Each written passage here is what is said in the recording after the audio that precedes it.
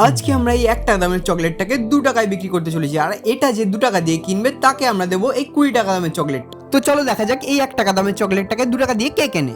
তো আমরা চলে গেলাম প্রথম জনের কাছে এই চকলেটটাকে বিক্রি করতে। বলছি আমরা একটা ইউটিউবে ভিডিও বানাচ্ছি, আমরা এই লজেসটা 1 টাকা দিয়ে কিনেছি, তুমি এটা 2 টাকা দিয়ে কিনবে? কাকা কিনতে চাইলো না, কাকা কিনতে চাই। প্রথম জন না নেওয়ায় আমরা চলে গেলাম দ্বিতীয় জনের কাছে এটাকে বিক্রি করতে। বলছি অ্যাকচুয়ালি আমরা একটা ইউটিউবে ভিডিও বানাচ্ছি, তো আমরা এই লজেসটা 1 টাকা দিয়ে কিনেছি, তুমি কি এটা 2 টাকা দিয়ে কিনবে?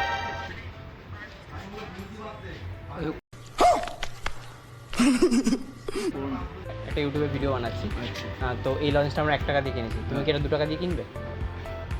কিছু মনে করবে না তো? না না না। আমি এসব অ্যাভয়েড করি। তৃতীয় জন আমাদেরকে এভাবেই না করে দিল। এবার আমরা যাচ্ছি ব্লিঙ্কিট দাদার কাছে চকলেটটাকে বিক্রি করতে। তো দাদা অ্যাকচুয়ালি আমরা 1 টাকা লজেসটাকে 2 টাকা দিয়ে বিক্রি করছি, তুমি কি কিনবে? হ্যাঁ ঠিক আছে। তো দাদা কিনতে রাজি হয়ে গেছে, তো দাদা 2 টাকাও দিয়ে গেছে। আর আমাদের যে চ্যালেঞ্জ ছিল, তো দাদাকে আমরা এই লঞ্চটা দেবো যেটা 20 টাকা দাম, তো দাদা জিতলো। Thank you.